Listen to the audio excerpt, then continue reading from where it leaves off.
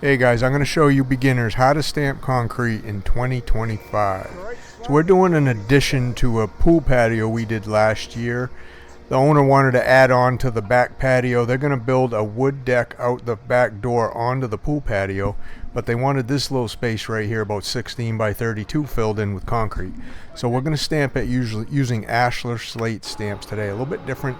The pool deck was with just stone texture, and we also added a little bit more darker color to this, darker gray, so it'll be a little bit different after the end results to the pool patio.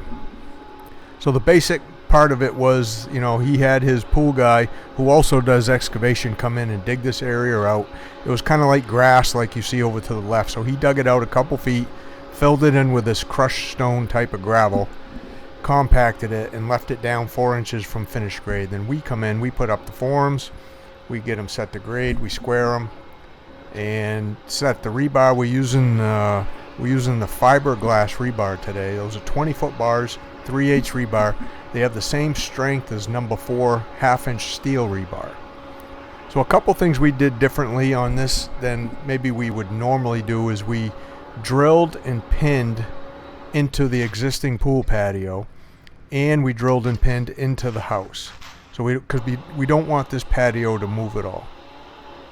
And then we also put up ISO strip. So we put up a piece of foam, because if anything ever does move, shrinkage or expansion between the pool patio and this one, we don't want any of the edges cracking. So we put a little bit of 1/8 inch foam in between the pool patio and this patio, and then we have 1/2 inch foam in between the house and this slab.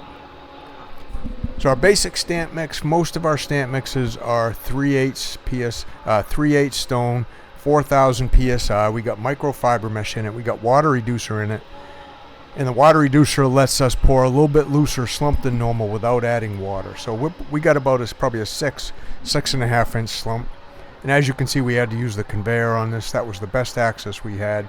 And it still didn't quite reach the farthest end. We used a little 6-foot chute to finish it off. And then we're going to match all the heights where it does slightly slope away from the pool to this kind of like this left-hand corner. You see Luke right there magging towards. So everything slopes away from the house and kind of towards this corner. And we got a 14-foot screed board we're using. So we just shrink that up a little bit, and then now we can both kind of kick screed our way towards the concrete truck. This is probably the easiest way we've found to screed when we screed by hand. Now we also have power screeds, vibrating battery screeds. We got gas powered screeds, but on small stuff like this, we'll just generally do it by hand. This is how we were taught anyway. We got a little bit low in there, so we're just adding a little bit more concrete before we can go. There's nothing worse than screeding when the concrete's low. It's better to be a little bit high than low.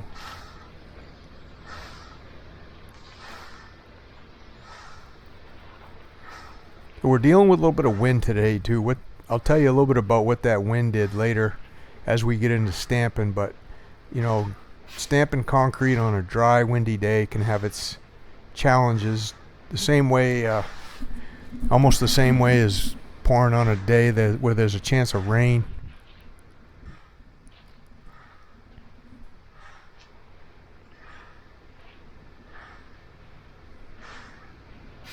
So that's how we get it down right there, 3 of us, pretty easy.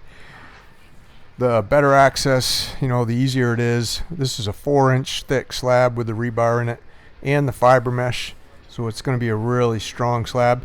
The pool patio looked great, going through winter up here in Maine, 4 months of winter, and that pool patio still looked really good.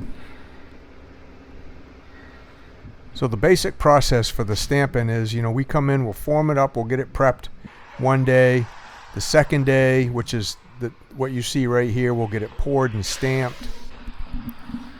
And then we'll leave it after we stamp it. Then we'll come back the next day and we wash it, basically with a pressure washer, some Dawn dish detergent. We'll kind of scrub it, get off any of the residual release agent that we use. And we also saw cut it at that time. We don't generally saw cut stamp concrete the same day. the saw cut looks a lot sharper and neater if you do it the second day. And then the fourth day is generally the sealing. You know, one guy will come back and put the sealer on it. So here we are. We were about 45 minutes later to an hour. Now we had to, I don't show it here in the video, but we had to spray on a little bit of finisher's aid. And I talk about that more in the Concrete Underground. If you want to learn how to stamp concrete, the link to join the Concrete Underground, where my stamp course is in there, is below in the description of the video. So we had to use a little bit of finisher's aid because of the wind and the dry conditions here, the sunny, dry conditions. They kind of dry up the surface of the concrete, and they make the surface a little bit harder to work with. It tends to want to crack a little bit, so the surface aid or the finisher's aid really helps reduce and minimize that surface cracking. Now here's a key part of stamping concrete. If you've never stamped concrete before and you just think it's a matter of just grabbing some stamps and throwing them down on the surface and kind of tamping them in a little bit, well, you probably will get some texture that way, but this is the best way to get texture when you're doing any type of stone pattern, is get some of the texture rolled in first before you actually start stamping. Now you could actually just leave it like this and have a stone texture, a seamless stone texture if you wanted to. Just use this roller. But we're going to use the Ashlar slate stamps today. They got quite a few different types of sizes of stone, so this gets kind of like pre-textures the concrete, and it makes stamping a lot easier and actually quite a bit faster. Now we're spraying on just a clear liquid release.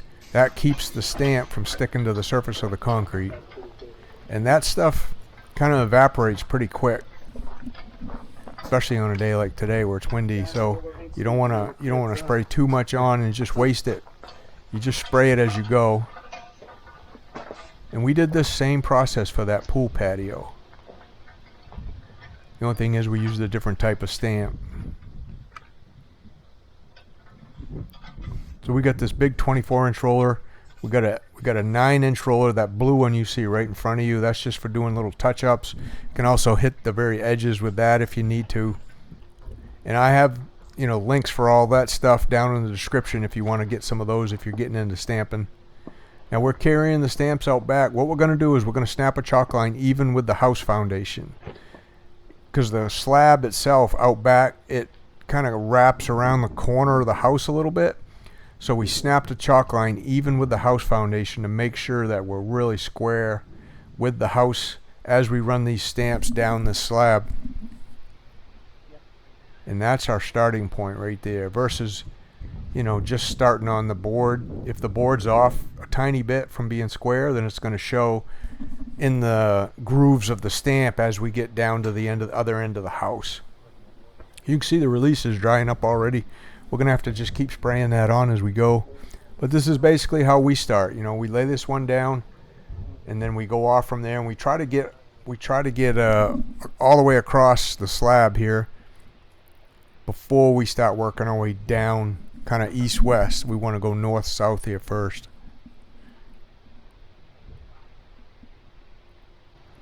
If you're wondering why they're different colors, each color has like a different rock pattern underneath them.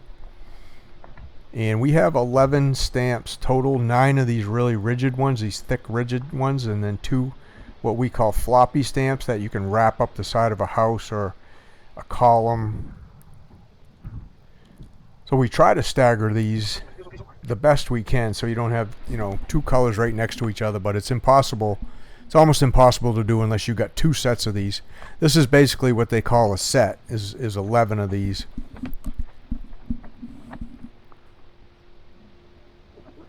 And the concrete's still really soft. Now we could, if we press in with our fingers in the surface of the concrete right now, we're going to be able to press down in probably a good 1/4 to 3/8 of an inch. That's how soft the surface is. That's why Dan and I both have those like shoe-in, they call them shoe-in shoes. We can step in these flat rubber shoes with our regular sneakers, and they kind of distribute our weight a little bit better, so we're not leaving any heel prints in the surface of the concrete.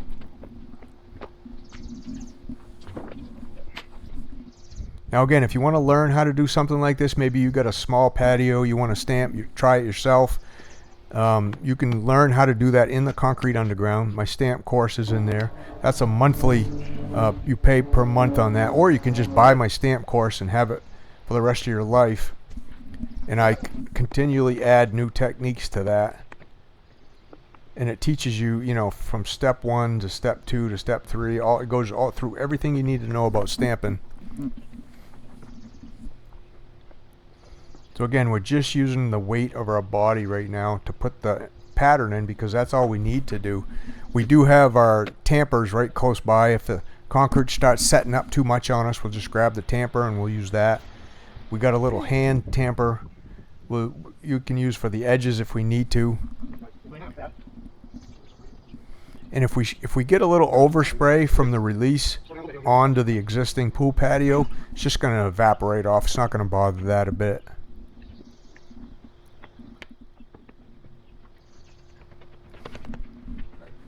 I'll have this actual training video on this stamp patio right here in my stamp course. So I'll just leave it in real time so you can see just how long this actually took the 3 of us, really experienced guys, to stamp a patio like this out in the sun. And you know, I'll just walk you through every step that you need to know to get something like this done. Now, I probably wouldn't tackle something this big if this was your first stamp job. I'd probably cut it in half at the very least, and you know, do something about 16 by 16 or even smaller would be ideal for your first time. So there's a lot of little things you really need to know. It doesn't just look as easy as setting those down and stepping on them. There's a little hand tamper we use. See how that stamp kind of rolls up the house? That's what they call the floppy stamp. That one's about half the thickness of the other ones. We have 2 of those. We got a black one and that blue one.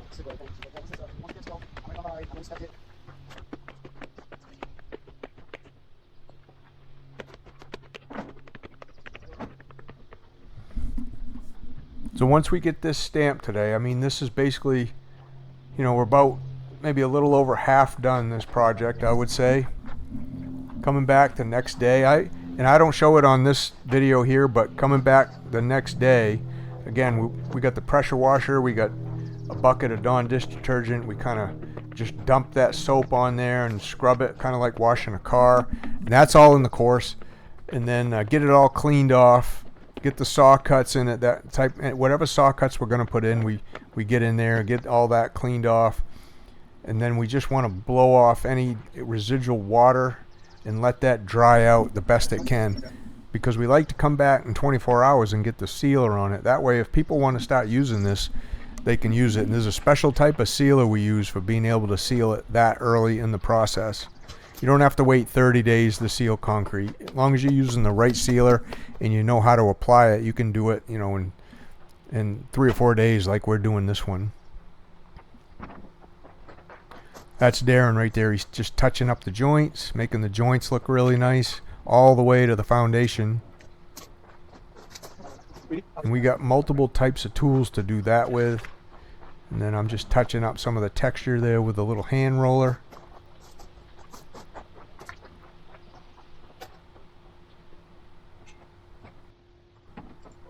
Again, there's multiple different things to look for as you're coming down a stamp slab like this.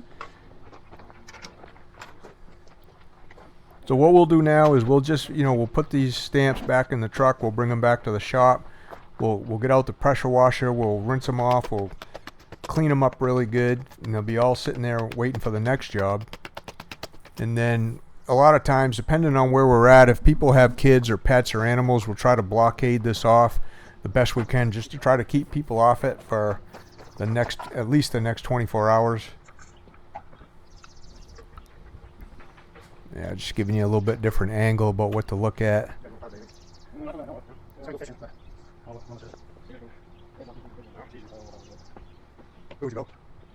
Once the guys get right down to the end, you know, we can go back, just take a look at the joints, especially the ones on the edges, make sure they all look really good.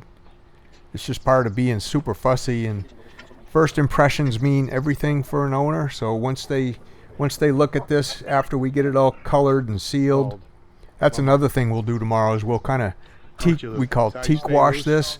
So we'll add a secondary color to it, kind of like what you see on the pool deck. Those darker areas are what we use in what we call a teak wash. It's almost like staining the concrete, and then that color just kind of pops when you seal it. I'm going to show you here right at the very end some other jobs we did that are going to look just like this one when we get done with this one, as far as the color goes and after they're sealed. Here's one of them right here. So this has been sealed, it's been teak washed, same pattern. Here's another job we did, very same pattern, same type of colors, and then one last one right here. So you got any questions, let me know. Thanks for watching. We'll see you on the next one.